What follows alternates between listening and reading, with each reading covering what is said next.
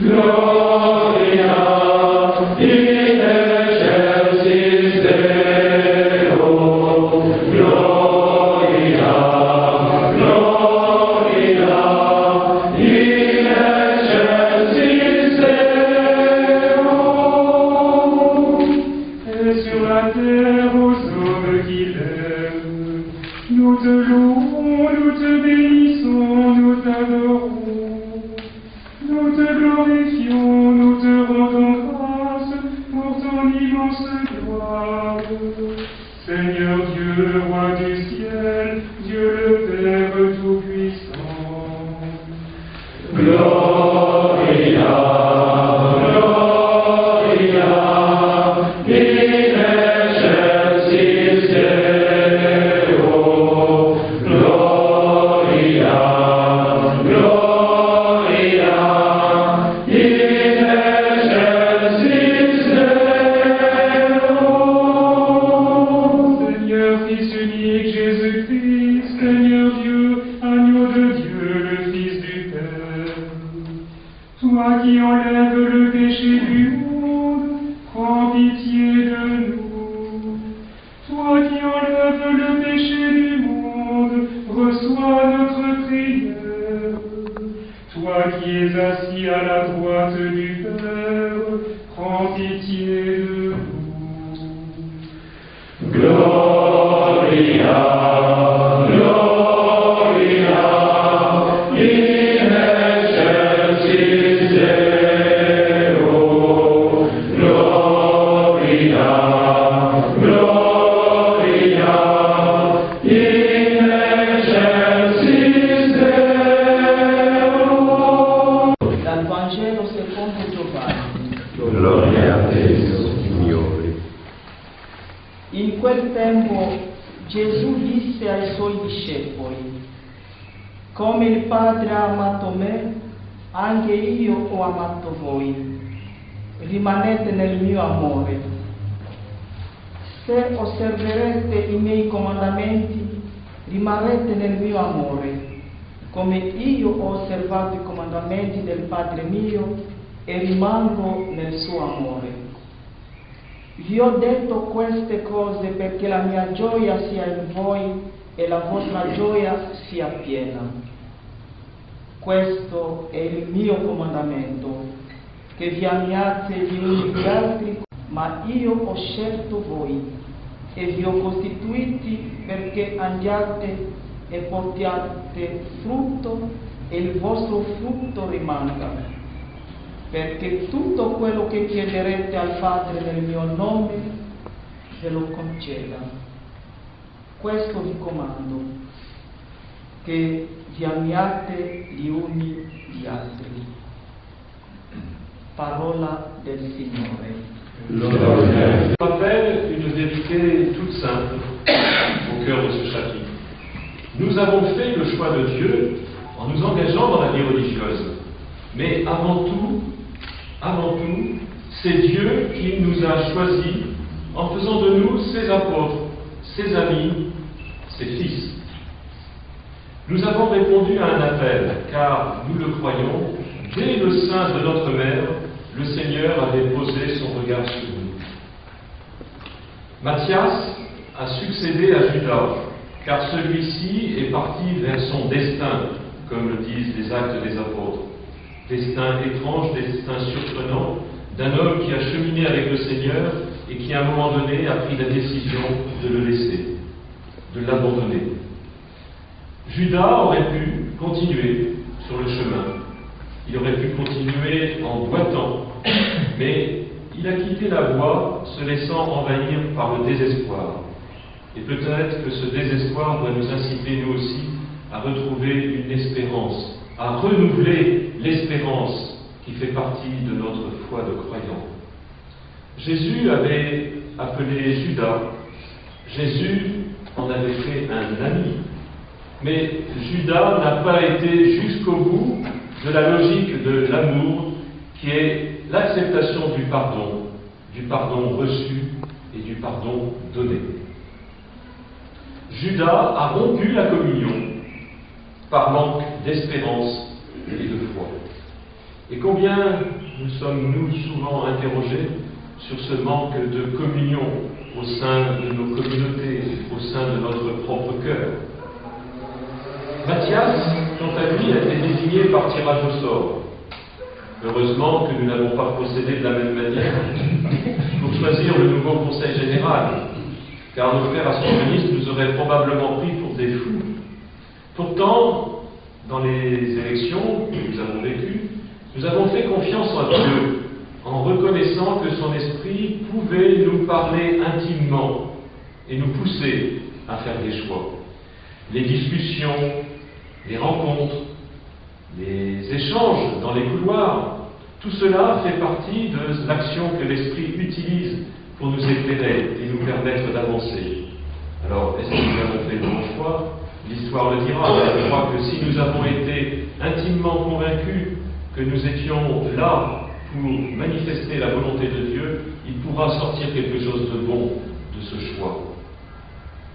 Quand Jésus s'exprime ainsi, en disant « ce n'est pas vous qui m'avez choisi, c'est moi qui vous ai choisi », il se prépare à vivre sa passion. Nous sommes au début de la montée à Jérusalem, et cela est important de se le rappeler. Ce n'est pas un chemin touristique qu'il entreprend, c'est un chemin de souffrance. Et je crois que nous n'avons pas à écarter cette souffrance dans notre vie de religieux. C'est le moment de la vérité aussi, car le groupe des disciples va se défaire par abandon et par peur. Mais c'est le moment aussi où va se créer la famille de Dieu.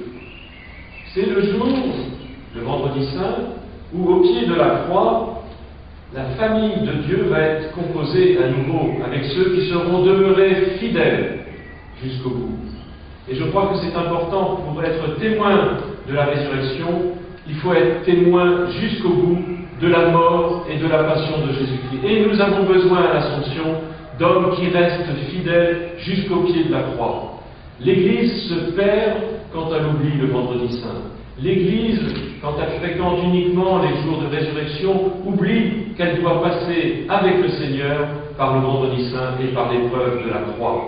Ne l'oublions pas, car c'est là que la vérité est établie, c'est là que la famille de Dieu est constituée. Le testament que nous lègue Jésus et les paroles dont nous héritons aujourd'hui sont le secret de la vraie vie en Dieu. Dieu nous a choisis d'abord pour que nous demeurions dans son amour, pour que nous soyons établis, installés durablement dans l'amour divin.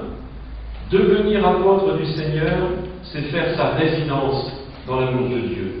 Saint Augustin, quand il commente l'appel des premiers disciples, André et Pierre, il dit, oui, ils sont venus, ils ont demandé au Seigneur où ils demeuraient. Et Jésus leur a dit, ben, venez, suis-moi. Et Saint Augustin de commenter, et ce jour-là, ils firent une demeure pour le Seigneur, la demeure de leur cœur. Oui, nous avons à demeurer avec le Seigneur, nous avons à faire de notre corps, de notre âme, la demeure du Seigneur. Demeurer dans son amour, c'est lui faire toute la place. Le moyen est simple, nous dit Jésus. Restez fidèles au commandement. En vivant profondément notre vocation baptismale, en tenant solidement aux promesses de notre consécration religieuse, nous sommes certains que l'amour de Dieu ne nous fera pas défaut. Nous avons entendu des questions, mais pourquoi des frères, pourquoi nous quittent-ils? Je n'ai pas à juger, mais c'est une invitation à chacun de rester fermement établi dans la promesse de son baptême et dans celle de sa consécration religieuse. Demeurons dans l'amour, malgré notre infidélité, malgré nos faux pas, malgré nos chutes, demeurons dans l'amour de Dieu. Ne fuyons pas. Comme Jésus, nous pourrons monter alors à Jérusalem sans peur. Nous pourrons annoncer l'Évangile sans défaillance et proclamer le royaume à toutes les nations sans faiblir. L'apôtre qui suit les commandements a la paix du cœur. Et quand nous demandons des moyens de relecture, il y a certainement à faire cette révision de vie. Est-ce que nous avons la paix du cœur quand nous remplissons notre mission? Et cette paix qui est dans le cœur du Seigneur lui permet de vivre sa mission à temps et à contre-temps. Mais Jésus nous donne aussi sa joie. Il nous donne son amour, il nous donne sa joie. Il y a tant de tristes messagers que nous pourrions croire que l'Évangile n'est plus une bonne nouvelle. Regardons autour de nous ce qui se passe dans notre Église. Mais l'Évangile est avant tout une joie. C'est l'annonce d'un salut, c'est l'annonce d'une vie, c'est l'annonce d'un bonheur. Donc l'invitation que je nous fais à tous et que je me fais à moi, on me reproche de temps en temps de ne pas être suffisamment souriant, oui, c'est de manifester que notre ministère nous remplit d'amour et de paix. Il nous remplit de joie. L'ascensionniste, enfant de Dieu, établi dans l'amour, doit retrouver la joie de l'ami de l'époux. Il sait que l'époux est là et qu'il ne nous abandonne pas. Et Jésus nous donne sa parole pour vérifier que nous sommes fidèles à ses commandements. Alors vous savez, c'est souvent dit dans l'Écriture, dans la lettre aux Hébreux et dans les psaumes, la parole est coupante comme l'épée à deux tranchants. Mais elle n'est pas là pour nous blesser, cette épée coupante, parce qu'elle a deux tranchants. Elle est coupante pour nous faire vivre dans la vérité. Je dirais, elle est coupante comme le scalpel du chirurgien, car elle nous débarrasse de tout ce qui est inutile, de tout ce qui est gangréné, de tout ce qui nous empêche de pleinement vivre. La parole est libératrice. Et ce que nous demandons aujourd'hui dans notre chapitre, c'est de recentrer notre être ascensionniste sur la parole de Dieu. N'ayons pas peur de cette parole, car elle est profondément libre, elle nous débarrasse de tout ce qui fait obstacle à la vraie vie. Elle nous donne une joie profonde que rien, ni les hommes, ni les enfers, ne pourront nous ravir. La joie doit donc être une caractéristique du serviteur ami de Jésus. Nous avons à retrouver toujours plus de joie et nous avons à la partager au monde. J'aimerais bien que nous quittions ce chapitre général avec un cœur qui déborde de joie pour aller donner cette joie à nos communautés et à nos amis et à nos fidèles que nous rencontrons et aux incroyants.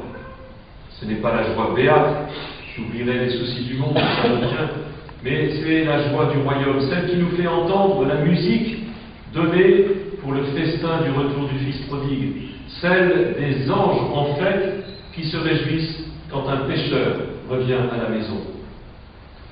En Jésus, Dieu préfère chacun, et chacun a la manière unique qu'a Dieu d'en faire son ami.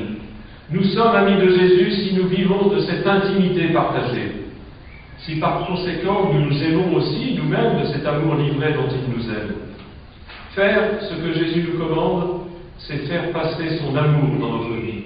C'est faire de notre humanité le lieu d'un partage qui prend sa source dans le partage qui unit le Fils au Père.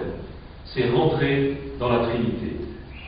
Augustin nous rappelle, et j'en terminerai encore avec lui, que lorsque nous voyons la charité, nous voyons la Trinité. Notre communion de fils, d'amour, de serviteurs est dévoilement du royaume de Dieu.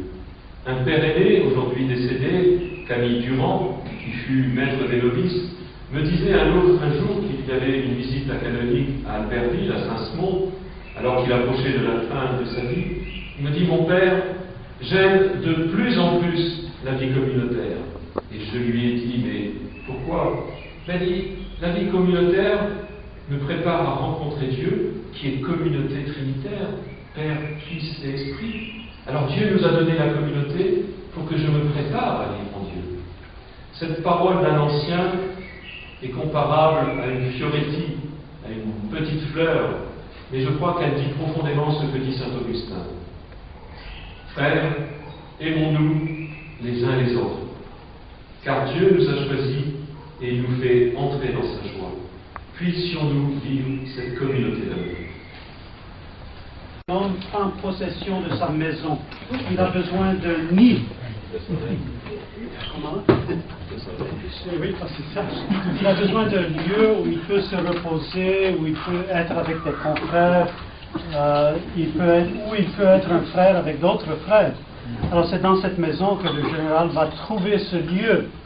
Et donc si je fais un discours, ce n'est pas comme général émérite, comme quelqu'un disait. C'est comme un frère de la base.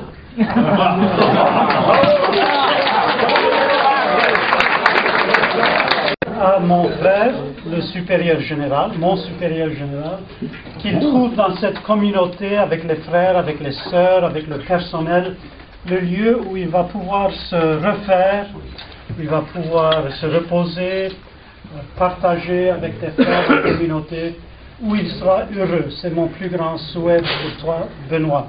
Bienvenue à cette maison et bon courage pour... Je te donne les clés.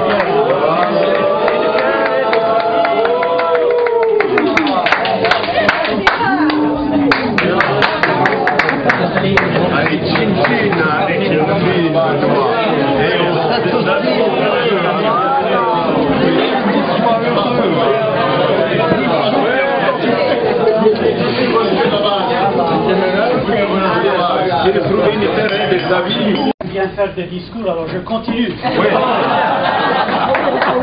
Mais pas trop long. J'ai bien dit qu'il s'agit d'une communauté de frères et de sœurs. Nous avons déjà vu que les sœurs sont à notre service, mais elles sont vraiment nos sœurs. Alors, vous allez trouver, toi, Benoît, tu vas trouver dans cette communauté des frères et des sœurs. Je veux, de ma part, mais déjà de ta part, les remercier de leur présence dans cette communauté. Pensez aux frères et aux sœurs aussi.